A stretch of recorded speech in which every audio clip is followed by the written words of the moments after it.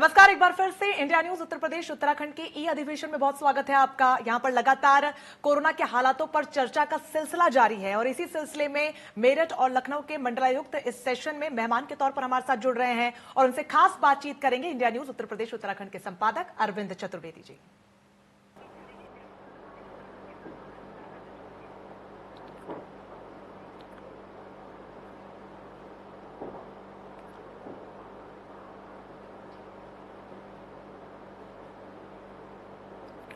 नमस्कार दोस्तों, एक बार फिर से आप सभी लोगों का स्वागत है इंडिया न्यूज उत्तर प्रदेश उत्तराखंड पे। और इंडिया न्यूज सबसे बड़ा ये अधिवेशन कर रहा है और ये बताने की कोशिश कर रहा है कि आखिर सरकार ग्राउंड पर कैसे काम कर रही है। सरकार की तरफ से जो सुविधाएं आम लोगों के लिए दी जा रही है, क्या उन तक पहुंच रही है या नहीं पहुंच रही है। जनता के सवाल और अफसरों के जवाब ये इस समय बेहद आवश्यक है। अफसर भी ग्राउंड पे जाके खुद रियलिटी चेक कर रहे हैं, जनता के दुख में भागीदार हो रहे हैं और यही शायद इसकी सबसे बड़ी खूबी है। हमारे साथ दो बड़े अफसर जुड़ रहे हैं। मेरठ मंडल के कमिश्नर सुरेंद्र सिंह जी, सुरेंद्र जी आपका बहुत स्वागत है। और लखनऊ मंडल के कमिश्नर रंजन कुमार जी, जो इस समय लखीमपुर खीरी में हैं, दौरे पे हैं, ये जानने की कोशिश कर रहे हैं कि आखिर ग्राउंड पे कि आखिर कैसे काम हो रहा है। दोनों लोगों का स्वागत है सर। थैंक यू, बहुत बहुत धन्यवाद जी। नमस्कार, बहुत बहुत धन्यवाद। नमस्कार, मैं शुरुआत करता हूं रंजन जी से। रंजन जी, जिस समय कोरोना शुरू हुआ था, राजधानी लखनऊ के लिए बड़ी चुनौती थी। राजधानी से शुरू करता हूं मैं, और मैं समझता हूं कि हॉस्पिटल्स की बात करें या ऑक्सीजन सिलेंडर की बात करें या एडमिशन की बात करें, एक बड़ी चुनौती थी ये। तो कैसे इन सारी बातों से आप लोग पार पाने में सफल रहे? इसमें मैं बताना चाहूंगा कि माननीय मुख्यमंत्री जी के मार्गदर्शन में हम लोगों ने तत्काल सभी सुविधाएं बढ़ाना शुरू किया, बेड की बढ़ोतरी शुरू की, ऑक्सीजन की बढ़ोतरी शुरू की, और हम लोगों ने बहुत सारे व्हाट्सएप ग्रुप बनाए, सारे टीम एक्टिवेट किए, इंटीग्रेटेड कमांड कंट्रोल सेंटर को पूरी सुदृढ़ किया। उसमें हम लोगों ने प्रोटोकॉल्स बनाए कि किस तरह से लोगों के फोन आने पर कैसे रिस्पॉन्ड करेंगे, क्या बात करेंगे, उनकी चीजों को किस प्रकार डॉक्टर तुरंत रिस्पॉन्ड करेंगे, होम आइसोलेशन में मेडिकल किट पहुंचाने की। ये हम लोगों ने बड़ी तेजी से सभी काम किए हैं और कभी कभी हम लोग को रात भर जगना पड़ा और उसमें हम लोग पूरी तरह सफल रहे। सभी जगह हम लोगों ने दुरुस्त की सभी स्थितियां, और माननीय मुख्यमंत्री जी के मार्गदर्शन में ये एक्सप्रेसवे चलाई गई, जो ट्रेन एक्सप्रेस चली उससे ऑक्सीजन की आपूर्ति काफी सुदृढ़ हुई, एयरपोर्ट से भी टैंकर भेजे गए।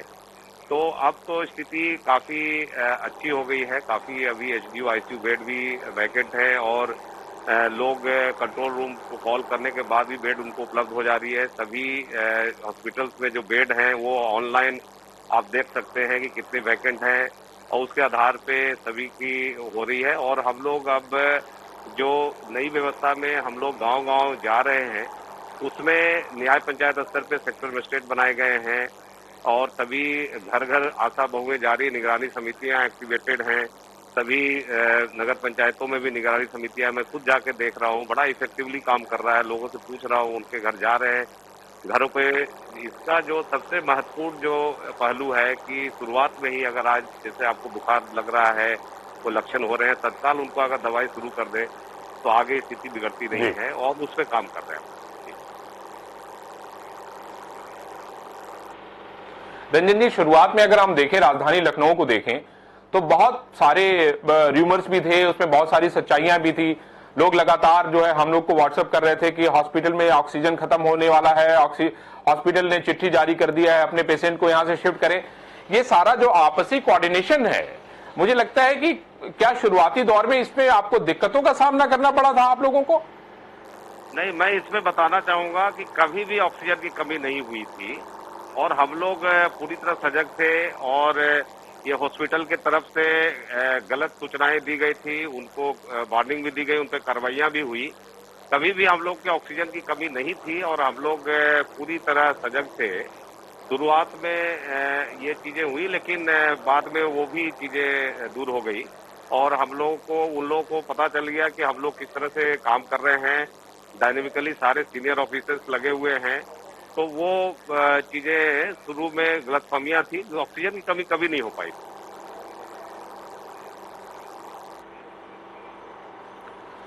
अच्छा सुरेंद्र जी, आप के लिए भी बहुत बड़ी चुनौती थी, खासतौर पे नोएडा यानी गौतम बुद्ध नगर और गाजियाबाद। आप देखिए गाजियाबाद और नोएडा से लगातार खबरें आ रही थी। मैं आपसे ये जानना चाहता हूं कि फिलहाल अभी गौतम बुद्ध नगर और की क्या स्थिति है, और उसके बाद आप हमें बताइए कि गाजियाबाद की क्या स्थिति है। क्या सब कुछ नियंत्रित है? आप लोगों के लिए हॉस्पिटल में जो बेड है वो आसानी से उपलब्ध है, ऑक्सीजन की कोई दिक्कत नहीं है? जरा उस पर विस्तार से हमें बताएं सुरेंद्र जी। देखिए, सबसे पहले तो मैं बताना चाहूंगा कि कोविड-19 वैश्विक महामारी पूरे विश्व के लिए चुनौती है, और उस चुनौती में हम भी पीछे नहीं है। हमारे सामने भी ये बहुत बड़ी चुनौती आज भी बनी हुई है। लेकिन जो माननीय मुख्यमंत्री जी ने जिस प्रकार से टीम 9 का गठन करके और डेली बहुत ज्यादा इंटेंसिव मॉनिटरिंग की है, उसी की तर्ज पर हम लोगों ने भी ये लगातार इस पर नजर रखी है, एक एक पल नजर रखी है। और कुछ जो एक बहुत इंपॉर्टेंट चीज मैं आपको बताना चाहता हूं कि मेरठ मंडल में 3 बड़े शहर प्रभावित हुए, मेरठ, गाजियाबाद और गौतम बुद्ध नगर। तो उस मायने में मेरठ मंडल ज्यादा चुनौतीपूर्ण रहा है हम लोगों के लिए, लेकिन हमारी टीम ने माननीय मुख्यमंत्री जी के निर्देशानुसार बहुत मेहनत की। और इसमें एक बहुत विशेष बात ये भी रही कि जब हमारा लखनऊ, प्रयागराज, वाराणसी, गोरखपुर आदि में पीक था, उस समय हमारे comparatively infection rate, positivity rate काफी कम थी, तो यहाँ बेड्स की अवेलेबिलिटी काफी ज्यादा थी। मुझे याद है जब दिल्ली में बेड्स नहीं मिल रहे थे, उस समय हमारी 10 से 15% बेड ऑक्यूपेंसी थी। इसलिए दिल्ली में जब बेड्स नहीं मिले तो लोग, क्योंकि दिल्ली के लिए चाहे गाजियाबाद, मेरठ हो या गौतम बुद्ध नगर बहुत ही पास है, तो दिल्ली के लोग, पानीपत के लोग, बाकी अन्य हमारे उत्तर प्रदेश के अन्य हिस्सों के लोग जो है यहाँ पर आए। और आज भी हम लोगों ने जब सर्वे कराया था तो लगभग जो हम लोगों ने कोविड हॉस्पिटल डिक्लेयर किए थे उनमें भी 25% से ज्यादा ये बाहर से पेशेंट थे। खैर, क्योंकि इस समय हमें सबका इलाज करना था, तो कहने का अभिप्राय ये है कि जिस समय यहाँ पीक नहीं था, उस समय बाकी जगह पीक होने के कारण हमारे अस्पतालों की ऑक्यूपेंसी बाहरी पेशेंट से बहुत ज्यादा हुई। ये अच्छा है, हमें मौका मिला उन लोगों के इलाज करने का। लेकिन दूसरी तरफ हमारे लिए चुनौतीपूर्ण इसलिए बन गया कि जब यहाँ ज्यादा एडमिशन की रिक्वेस्ट आई, तब तक हमारे हॉस्पिटल में बेड्स की ऑक्यूपेंसी हो चुकी थी। लेकिन हमारी टीम ने एक काम बहुत मुस्तैदी के साथ किया कि जो ऐसे पेशेंट जिनको डिस्चार्ज हो जाना चाहिए था, उसमें कई बार ऐसे हॉस्पिटल्स का भी मिला कि वो इंश्योरेंस के पैकेज की वजह से उनको वो कंटिन्यू कर रहे हैं, या कई पेशेंट डर के मारे कि नहीं हम पूरी तरह लक्षण खत्म हो गए, बीमारी खत्म हो गई, लेकिन डेड सेल की वजह से कई बार पॉजिटिव रिपोर्ट बनी रहती है, तो ऐसे लोगों को डिस्चार्ज किया। लेकिन जो सबसे ज्यादा चैलेंजिंग चीज थी, जो हम सब जानते हैं, ऑक्सीजन की, तो फॉर्चुनेटली हमारे यहाँ आईनॉक्स मोदी नगर में 150 मेट्रिक टन का ऑक्सीजन प्लांट है, और इस ऑक्सीजन प्लांट से दूसरा आईनॉक्स सूरजपुर में एक प्लांट है। इन दोनों प्लांट से कुल मिला के हम लोगों को जो आवंटन हुआ था भारत सरकार द्वारा 100 मेट्रिक टन का, तो ये 100 मेट्रिक टन हमें ऑक्सीजन यहाँ से मिली। उसके अलावा एयर लिक्विड रुड़की से 34 मेट्रिक टन का आवंटन, लिंडे देहरादून से 40 मेट्रिक टन का आवंटन, और आईजीएल काशी से।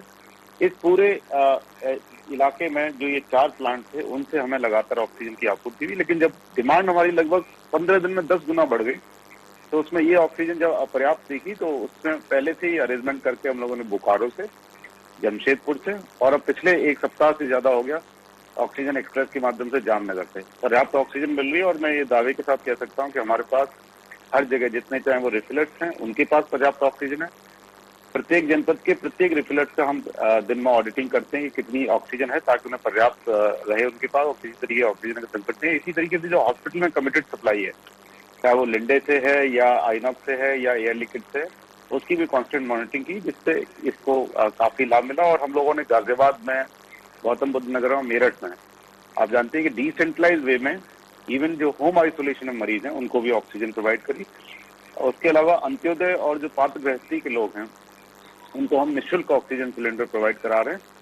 एम्बुलेंस के रेट फिक्स किए, ऑक्सीजन सिलेंडर के रेट फिक्स किए। उसके अलावा हॉस्पिटल में जो 10 टॉप बिल हैं, हर हॉस्पिटल के जो सबसे 10 बड़े बिल हैं, उनकी ऑडिटिंग करा रहे हैं, और कई में गड़बड़ भी मिली है, उसमें एक्शन भी लिया गया है। साथ ही जो जैसे लखनऊ के मंडलायुक्त ने कहा कि ICCC ये बैकबोन का काम किया इसमें Covid command and control centre से, तो उनको मजबूत किया गया, उनमें अच्छी टीमें बिठाई गई, उनमें बीच में इन्फेक्शन भी हुआ, टीमें तत्काल रिप्लेस की, उनकी ट्रेनिंग भी करते रहे, उनको रिसोर्स से इक्विप किया। और एक जो स्ट्रेटजी बहुत इनिशियल लेवल पर हम लोगों ने शुरू की वो ठीक है, ग्रामीण क्षेत्र में जब ये फैलना शुरू हुआ, शुरुआत में ग्रामीण क्षेत्रों के लोगों को ये था कि कोरोना उनको नहीं होता, तो इस अवेयरनेस को उनको उन तक बात हर जन तक ये बात पहुंचाई, और जहां भी लक्षण मिले उनको, और जो लक्षण युक्त लोगों के संपर्क में आए उनको बिना टेस्ट तो उनका कराया, ट्रेसिंग भी कराई और उनके टेस्टिंग के रिजल्ट भी बताया, लेकिन उससे पहले ही ताकि देरी ना हो, जितना जल्दी इलाज शुरू हो सके, इसलिए तत्काल उनको मेडिकल किट देते हुए हमारी जो निगरानी समिति उनके माध्यम से, हमारे जो ग्राम स्तरीय कर्मचारी उनके माध्यम से, इसके अलावा जितने भी अस्पताल हैं हमारे, चाहे वो पशु अस्पताल के हों, CSC, PSC, आयुर्वेदिक, होम्योपैथ, पशु चिकित्सालय, उपकेंद्र, उन सब में किट रखवा के इनको तत्काल मेडिकल किट उपलब्ध कराई, जिससे कि वो मरीज गंभीर ना हो। ऐसी स्थिति नहीं है कि उनको हॉस्पिटल में एडमिट करना पड़े। और आज उसकी बदौलत बहुत सारे ऑक्सीजन बेड पूरे मंडल में खाली हैं। PSC, CSC में हमारे बेड तैयार हैं, लेकिन पेशेंट बहुत कम है। उसका कारण है कि सब लोग अपना घर पे मेडिसिन लेके, टाइमली मेडिसिन ले ली, तो वो गंभीर रोग होने से या गंभीर अवस्था में आने से बच गए।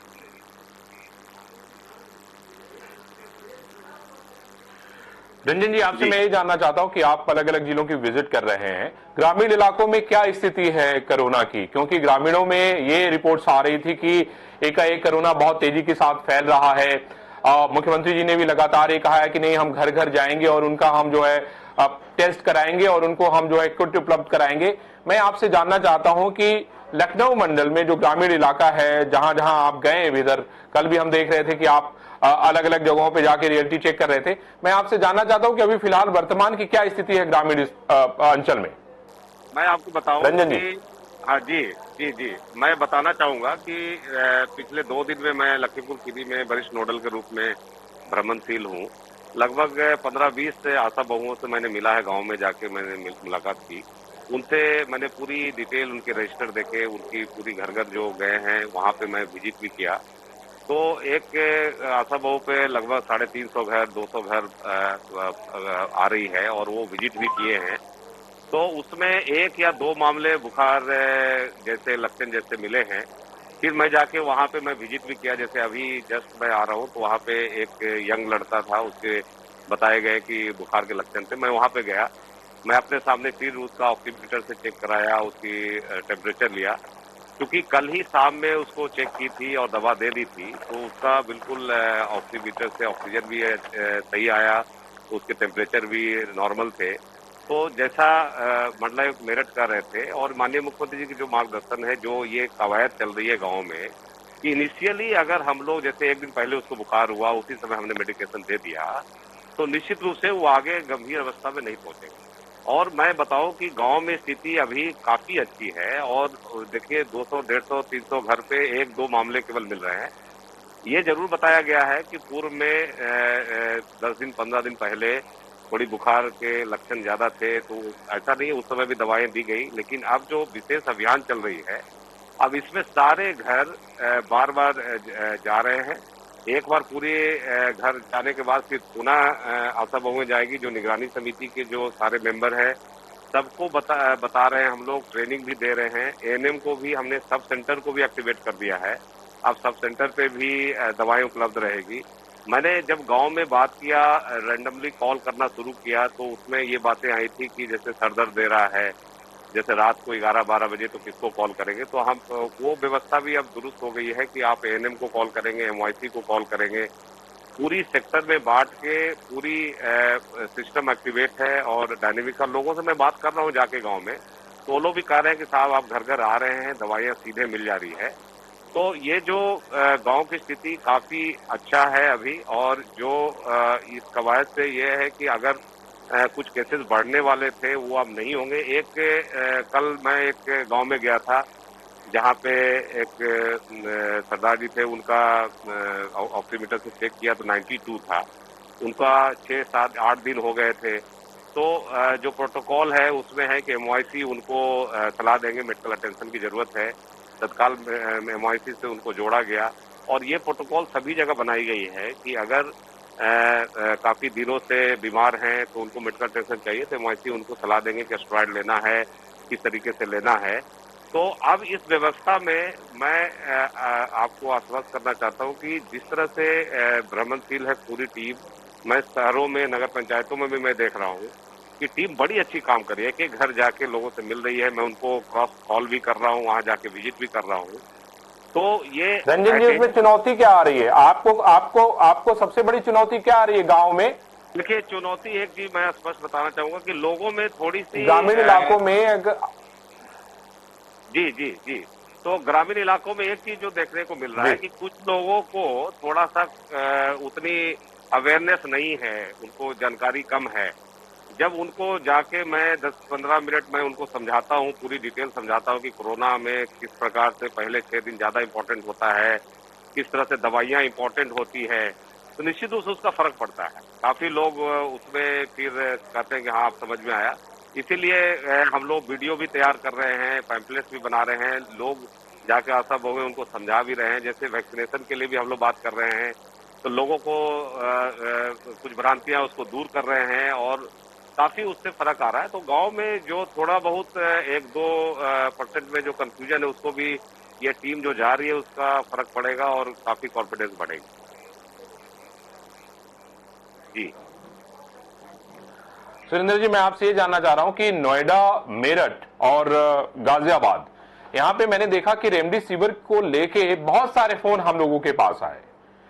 तो एक बहुत बड़ी चुनौती थी, मतलब जीवन रक्षक दवाओं को लेके उसकी आप देख रहे थे बीच बीच में कालाबाजारी, गाजियाबाद में तो कालाबाजारी करते हुए डॉक्टर तक पकड़ा गया, उसके यहां से बहुत सारे रेमडेसिविर भी बरामद हुए। ये भी एक बहुत बड़ी चुनौती थी मैं समझता हूं आपके लिए कि इन दवाइयों को सही तरीके से वितरण कराना। देखिए, 3 चीजें क्रिटिकल कंपोनेंट थी इसमें। 3 क्रिटिकल कंपोनेंट थे। नंबर 1 ऑक्सीजन की अवेलेबिलिटी, जो मैंने पहले बताया। दूसरा रेमडेसिविर की अवेलेबिलिटी। रेमडेसिविर की अवेलेबिलिटी मैं बताना चाहता हूँ कि एक टाइम था जब क्रिटिकल था, लेकिन उस दौरान भी हम लोगों ने हमारे मंडल में यहाँ जो जुबिलेंट है, जुबिलेंट ने हमें रेमडेसिविर प्रोवाइड करी। हम लोगों ने प्रॉपर स्क्रीनिंग के साथ साथ प्रत्येक जरूरतमंद को रेमडेसिविर उपलब्ध कराई। अगर रिकॉर्ड्स देखें तो ये तीनों जनपदों में आप देखते होंगे, कई बार आपके मीडिया वालों ने भी, जो आपके कर्मी हैं, उन्होंने विजुअल्स भेजे होंगे कि बहुत लंबी लंबी कतारें होती थी और उनको हम प्रोवाइड किया करते थे एवरी डे। तो यह बड़ा सिस्टमेटिक और बड़ा ट्रांसपेरेंट प्रोसेस से लोगों को, जरूरतमंदों को रेमडेसिविर प्रोवाइड की। और शायद यहाँ जितना रेमडेसिविर का वितरण हुआ है, हर जरूरतमंद को दी गई है। मैंने बहुत सारे हॉस्पिटल वालों से भी बात की, बहुत सारे पेशेंट से भी बात की। मैं खुद बहुत सारे केसेस में फैसिलिटेट करता था। तो बहुत अल्प समय के लिए ऐसा था जब लोगों में इसको लेके एक हड़बड़ाहट थी, लेकिन जब उनको एश्योर किया गया कि हम लोगों को लखनऊ से भी और यहाँ डायरेक्टली भी हम लोगों को सप्लाई भी है, प्राइवेट में भी हमने सप्लाई इंश्योर कराई, हॉस्पिटल को भी सप्लाई इंश्योर कराई। और आप लंबे समय से देख रहे होंगे गाजियाबाद में, नोएडा में या मेरठ में रेमडेसिविर को लेके ये जरूर होगा कि बहुत सारे लोग, उनकी भीड़ उमड़ी रेमडेसिविर लेने के लिए, लेकिन ये नहीं हुआ कि रेमडेसिविर नहीं मिल रही है। तो जहां लोगों ने प्राइवेट सेक्टर में नहीं मिल पाई और जब भी नहीं मिल पाई, हम लोगों ने प्रोवाइड किया। उसका बहुत अच्छा सा डेटाबेस पूरा मेंटेन्ड है, जो ये दिखाता है कि कितने जरूरतमंदों को, कितने हॉस्पिटल को, किस किस पेशेंट को उनके आधार कार्ड, उनका प्रिस्क्रिप्शन कि उनको अवेलेबल कराई। तो बहुत कम टाइम ऐसा हुआ होगा कि जब, क्योंकि आप देखते हैं कि उसमें एक टाइम था जब 1,000 कॉल्स ज्यादा आ रही थी, तो बहुत कम ऐसा हुआ कि हो सकता है उसे थोड़ी देरी से मिली हो, 2 घंटा 4 घंटा देरी से मिली हो, लेकिन रेमडेसिविर प्रोवाइड कराई। आज टॉसिलिजुमैब के लिए, जैसे मैं अधिकृत हूँ मेरठ मंडल और आगरा मंडल के जनपदों के लिए, और यहाँ के बहुत बड़ी संख्या में हॉस्पिटल हैं। अगर हमारे कोविड हॉस्पिटल की बात करें तो L1 के यहाँ 12, L2 62 और L3 के 67 हॉस्पिटल हैं, और इनमें बहुत सारे ऑक्सीजन बेड है, 7,763, 2,620 ICU बेड है इस मंडल में, वेंटिलेटर बेड भी 799 हैं। तो आप समझ सकते हैं कि पेशेंट्स का और उनके लिए जो रिक्वायरमेंट है, चाहे वो रेमडेसिविर हो, टॉसिलिजुमैब हो या अन्य मेडिसिन, उसकी रिक्वायरमेंट बहुत ज्यादा है। लेकिन ये सारा का सारा हम लोगों ने इस तरीके का सिस्टम किया हुआ है कि अगर कोई व्यक्ति हमें डॉक्यूमेंट्स भेजता है किसी भी माध्यम से, चाहे ईमेल कर रहा है, व्हाट्सएप कर रहा है, उसका वेरिफिकेशन करके हम मैक्सिमम 20 से 25 मिनट में उसको, जो सिप्ला है, उसको हम ऑर्डर प्लेस कर देते हैं टॉसिलिजुमैब के लिए।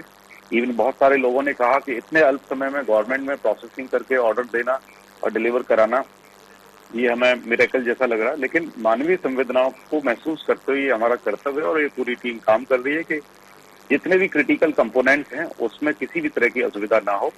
और जैसे सर ने बताया, हम लोगों ने ऑक्सीजन प्लांट पर 3-3, 4-4 बजे तक बैठे हैं, एक एक चीज रेगुलेट किए। ड्राइवर जो उसके टैंकर के ड्राइवर होते थे उनसे सीधा बात करते थे, कहाँ पहुंच गए, उसके लिए एफर्ट लगाते थे। तो भरसक कोशिश की कि हर चीज टाइम पे सभी हॉस्पिटल को, सभी पेशेंट को मिले। और आज आप देखते हैं कि गौतम बुद्ध नगर हो या गाजियाबाद, कहीं भी किसी भी तरह की कोई शिकायत नहीं आती। बल्कि आज एक मैसेज आया कि यशोदा हॉस्पिटल नेहरू नगर में ऑक्सीजन नहीं है और वो 2 बजे तक खत्म हो जाएगी। तो जब वहाँ पता किया तो लगभग वहाँ 6-7 टन, मतलब टैंक फुल था। तो हमने पूछा क्या, तो ये कई बार र्यूमर्स भी उड़ाते हैं, तो वो र्यूमर थी जिसका कोई आधार नहीं था। फिलहाल बात यह है कि हर मेडिसिन पर्याप्त मात्रा में, चाहे वो ग्रामीण क्षेत्र हो या शहरी क्षेत्र हो, पर्याप्त मात्रा में अवेलेबल है। किसी व्यक्ति की जो रिक्वायरमेंट है वो पूरी की जा रही है। इवन ऑक्सीजन सिलेंडर भी अगर कोई मांग रहा है तो हाथ की हाथ उनको ऑक्सीजन सिलेंडर भी प्रोवाइड कराया जा रहा है। सुरेंद्र जी, एक आखिरी सवाल मैं आपसे ये जानना चाहता हूं कि प्राइवेट हॉस्पिटल को लेके आपने कहा कि बहुत सारे ऐसे हॉस्पिटल भी चिन्हित किए गए जिन्होंने बीमा को लेके जिनका इंश्योरेंस था उनको काफी दिन तक रखना चाहा, या बहुत सारे ऐसे हॉस्पिटल्स की भी शिकायत आपके मंडल में रही होगी। ये मैं समझ सकता हूं। मैं ये जानना चाहता हूं कि सरकार ने बड़ा स्पष्ट कह दिया कि ऐसे हॉस्पिटल के खिलाफ सख्त कार्रवाई की जाए जो मरीजों को लूटने का काम कर रहा है। आप लोगों के कितने ऐसे हॉस्पिटल चिन्हित हुए हैं? देखिए, दोनों चीजें इसमें बैलेंस करने की जरूरत है। एक, अगर छोटी मोटी कमी किसी हॉस्पिटल के द्वारा या हॉस्पिटल किसी कर्मी द्वारा की जा रही है तो उसके बेसिस पे पूरे हॉस्पिटल के विरुद्ध कार्रवाई करना और जो पेशेंट्स हैं उनके लिए असुविधा क्रिएट करना, ये हमने नहीं किया।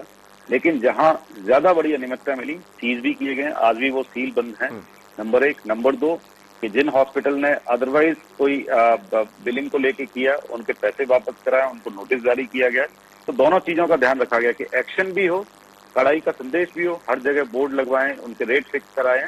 हमारे लोग जो नोडल ऑफिसर हैं वो हर एक हॉस्पिटल पर लगे हैं। वो उसकी ऑक्सीजन की भी ऑडिटिंग उन्होंने बीच में की थी, बिल्स की ऑडिट आज की तारीख में कर रहे हैं। अन्य चीजें भी देख रहे हैं कि कोई पैनिक क्रिएट ना करे। ऐसा तो नहीं कोई प्रिस्क्रिप्शन में बीच में लिखने लगे थे, ऑक्सीजन सिलेंडर भी साथ में प्रिस्क्रिप्शन लिखने पड़े थे कि ऑक्सीजन सिलेंडर अगर आपको मरीज भर्ती कराना है तो ऑक्सीजन सिलेंडर आपको साथ में लाना होगा। इसका हमने तुरंत संज्ञान लेके हर जगह अनाउंसमेंट कराया कि कोई ऑक्सीजन सिलेंडर किसी हॉस्पिटल में लाने की जरूरत नहीं, क्योंकि हम प्रोवाइड कराए, हम प्रोवाइड कराने की गारंटी ले रहे हैं। तो ये दोनों का बैलेंस रखा गया, कार्रवाई भी की है, उनको फैसिलिटेट भी किया गया है जहां उनको समस्या हुई है, और छोटी मोटी चीज के लिए उनको वार्न किया गया, बड़ी अनियमितताओं के लिए उनको बड़ा पनिशमेंट दिया गया, सीज तक किए गए।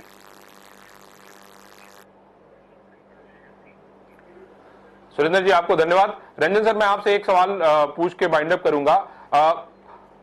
तीसरे फेज की बात कर रहे हैं कि भाई तीसरा फेज भी आएगा। अभी आप लोगों ने हॉस्पिटल में बेड बहुत बढ़ा लिए हैं, ऑक्सीजन की पर्याप्त मात्रा हो गई है। आपको क्या लगता है कि अभी सिर्फ एक बात की कमी दिखाई पड़ रही है, वो है अवेयरनेस की? आपको ऐसा लगता है या आप क्या सुझाव देना चाहेंगे? देखिए, इसमें जैसा आपने बताया, हम लोग ऑक्सीजन प्लांट भी लगा रहे हैं, तो सेल्फ रिलायंट हो रहे हैं। सभी सीएचसी पे भी कोशिश कर रहे हैं कि लगा दिए जाए, बड़े अस्पतालों में भी लगा रहे हैं। पीएम केयर फंड से भी बड़े बड़े ऑक्सीजन प्लांट लग रहे हैं हर एक जिले में। तो निश्चित रूप से इसका फर्क आएगा कि ऑक्सीजन की उपलब्धता हमेशा बनी रहेगी, और हम लोग को बहुत आशा है कि ये केसेस ज्यादा नहीं बढ़ेंगे। जिस तरीके से हम लोगों ने सिस्टम बनाया है कि हर एक घर में हम लोग पहुंच रहे हैं और लगातार पहुंच रहे हैं, और शुरुआत में ही हम लोग को पता लग जा रहा है कि लक्षण आ रहे हैं, नहीं आ रहे हैं।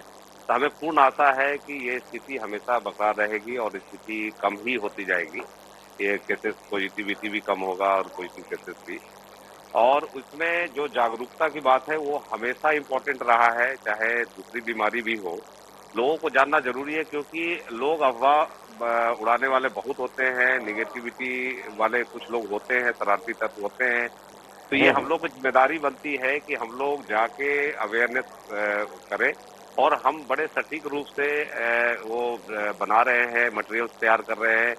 आप कोशिश ये कर रहे हैं कि हर एक गांव में 4, 5, 6, 7 मास्टर ट्रेनर भी बन जाएं, क्योंकि कुछ टेक्निकल बिंदु भी होती है। उनको ये बताना जरूरी है कि अन्य वायरस की तरह भी ये वायरस भी उसी तरह काम करता है, और प्रोटेक्शन भी उसी तरह हम लोगों को करना है। और केवल जो है इसमें भ्रांतियां हैं जो दम बिल्कुल गलत है। वैक्सीनेशन जो आम टीका की तरह ये भी काम करता है। तो सभी चीजें हम लोग बता रहे हैं, इसका निश्चित फर्क पड़ेगा। और जिस तरीके से माहौल बना है तो हमारी जो टीमें घर घर पहुंच रही है उससे लोग जुड़ रहे हैं। अब लोग हम लोग का हिस्सा मान रहे हैं। जिस तरह से हम लोगों ने व्यवहार से, अच्छे व्यवहार से बातचीत कर रहे हैं, वो टीम का हिस्सा मान रहे हैं। तो देखिए निश्चित रूप से जैसा आपने कहा कि अवेयरनेस एक बहुत बड़ा कड़ी है और उसमें भी हम लोग पूरी तरह से सफल हो गए। चलिए सर, मैं समझता हूं कि हारेगा कोरोना, जीतेगा इंडिया, और इंडिया न्यूज भी आपके साथ है आप लोगों के इस मुहिम में। आप लोगों ने इंडिया न्यूज से बात की, बहुत बहुत धन्यवाद। Thank you sir. Surendra ji आपको भी धन्यवाद, रंजन जी आपको भी धन्यवाद।